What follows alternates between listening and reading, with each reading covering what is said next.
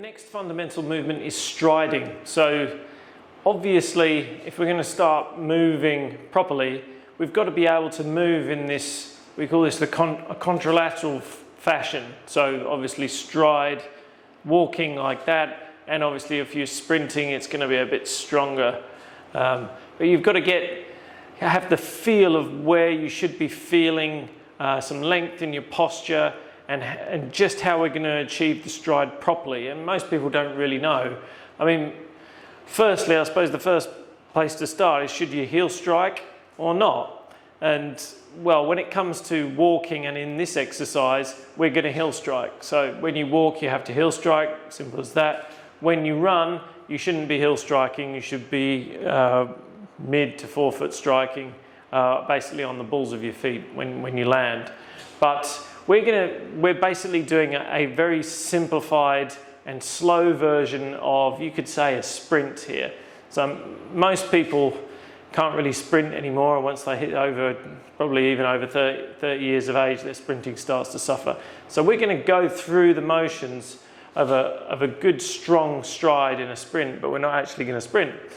So almost anyone can do this, and you can do this to a certain degree, or you can just practice kind of the walking. There's so many levels to this exercise. I'll show you the kind of the finishing, the upper level one at the end. But to begin with, we're just going to get your strides sorted first. So basically, a stride length. Again, we want to start with a good postural position, best we can, and then with your feet about hip width apart, and then you're just going to take a step forward. And then when you take this step forward, you're looking at about 80% of the weight being on this front leg. And then obviously we want to use the arm as well. So the opposite arm, opposite leg go forward like this. And then for this exercise, obviously in a space like this, I mean, you could just walk completely or just walk forwards, but in a space like this, we're going to have some trouble doing that. So I'm literally just going to rock it forward and back. And you notice how the weight now goes on to my right leg at the front. It's always on that front leg. So we're going forward, back, forward, back.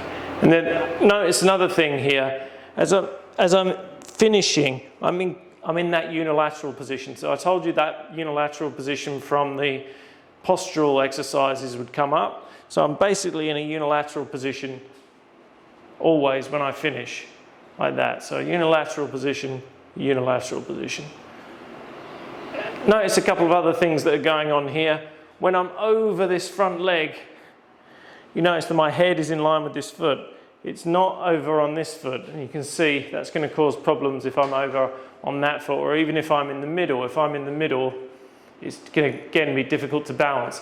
So you're thinking head over foot. So good stride length forward, head over foot, and then I've got my opposite arm up, my other arm, my left arm back here, and I've got this rotation. So if you have a little look at where my chest is facing, it's facing over there, but my legs are going forward. So my chest is facing over there, then my chest is facing over there. A bit more space here. So chest, chest. So my chest is rocking with the transfer of the weight. So the weight's on my right foot, weight's on my left foot. There's so much to look at with this exercise. This is just the fundamentals of it. Also, what's going on when I'm doing this exercise, and if I go onto this front foot, so I'm going to do a little bit of a dip on this side. I make this more pronounced the more complicated I get into this exercise, but there's a dip of the left shoulder as I come forward, a rotation here, and then a step back, and then a dip of this shoulder and a rotation that way. So forward and back, and that's all it is, just rotating, dipping one shoulder, holding a good postural position as you shift the weight from one foot to the other. Now, when you do this, if you hold good posture, as you come up, as this arm comes up, you should feel some length coming up through here, and that's an important length to feel. So as I said before, one of the disadvantages of stretching is that you get in some funny positions and you don't really know when you start to feel the stretch. It doesn't really coincide with the natural movement that you make. So a natural movement here, we've got the hip flexors and the abdominals. If I'm retracting my abdominal wall here, this is all stretched through here. And then that tells me when to stop. That tells me when to stop these motions, and then I can contract off that stretch and go to the other side. If I was stretching my hip flexors by putting my foot up on a box and leaning back like this to stretch this hip flexor, when am I going to feel the stretch? I'm going to feel it too late, and obviously that's not a good time to go into the next part of your gait cycle. So one more time then, best postural position, feet roughly hip width apart, and we're just going to take a stride forward, weight mostly on that foot, then weight mostly on the other lead foot, so weight on the right leg, weight on the left leg, and obviously you can do that the other way around with the right foot coming forward and then the left foot coming forward. I'm running out of space here a little bit, so right foot forward and then left foot forward, and you notice I've always got my weight on that front leg. Now what you might notice with this is if you don't have full control of your posture yet, which you probably won't, but you'll be getting somewhere near it, you might notice that you're a little bit off with your alignment, particularly in your feet and your knees. So as you come forward, what I noticed quite a lot when I was when I was training a lot of professionals in Melbourne, a very rich suburb in Melbourne, was that they were just unbelievably bad at this exercise. So I would come forward like that, and their foot would buckle in, their knee would point into that direction, and then they'd come back and their foot would be way out in this direction. And at the time, I really didn't know much about what I was doing. I was just an ordinary trainer, and they used to say to me, because I've been doing this is a warm-up exercise for years, but I never really knew how to do it properly until the last sort of 3 or 4 years. But they'd be doing something like this and being horribly uncoordinated, and they said, should my feet really be pointing these directions? And I said, well, I don't think so, but I don't really know what's going on. And I mean, it's complicated, there's a lot going on, but generally people are extremely tight in their inner thigh muscles. If you're rounded in your shoulders here, you tend to be tight in your pecs, you're tight in your abs, you're tight here.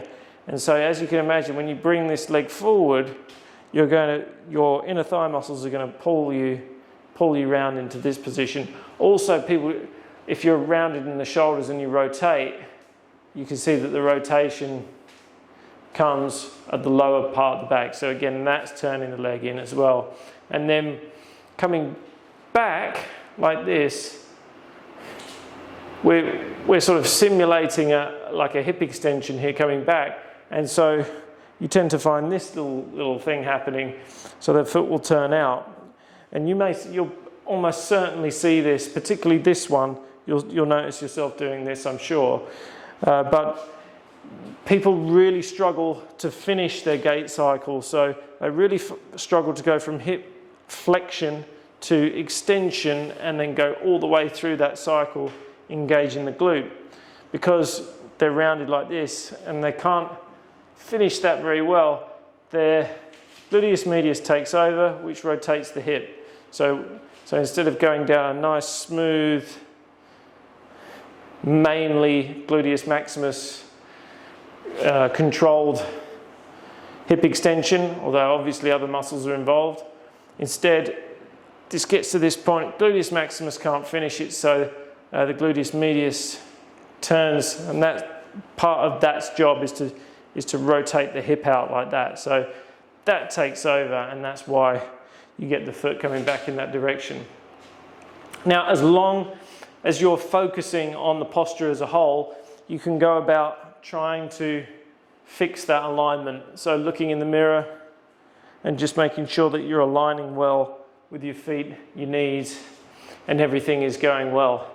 It's going to take time to do this very well. I've been at this for years, so it comes much more naturally for me to just rock onto that front foot and then rock back It feels natural for me to stay on the front foot and just shift the weight over now, but it won't feel very natural for you. You'll find yourself going forward, and then when you step back, you'll put all your weight on the back foot. It's almost a guarantee that you're going to do something like this. But it's a good practice just to shift the weight forward and back onto those front feet. Now, I did promise you the more advanced version of this. So I always do this at the start of my workouts just to get myself going. So I start in this position, and then I accentuate every movement. So I try and get the arms working together, and then I pull back, pull forward. So I'm really exaggerating those movements, or lost balance there. As you can see, it's much harder to maintain because I'm really pulling on myself here to create some leverage with my own body. So it's almost like I'm really forcing a sprint. I'm kind of pulling against my own body and trying to create the sprint, trying to create almost sort of an exaggerated sprint cycle there. And that really pulls and stretches you in some different angles, engages the glutes, particularly when you're into this region. Again, unilateral position here. I'm going to pull back. Boom. Boom. And so that's the exaggerated version, but that will come in time. First, get the coordination of just moving from one foot to the other, and obviously being contralateral. Make sure you're not doing stuff like that, which is an ipsilateral movement, so the same side. Anyway, that's a complicated one, but that's the strider. It's fairly fundamental, obviously, and the idea with good posture is to start feeling length around the torso, and maybe even you'll probably feel it in the hip flexor region to begin with if you're getting that right. So all the postural cues in place, and then just shift the weight. So that's the strider. Good luck with that one.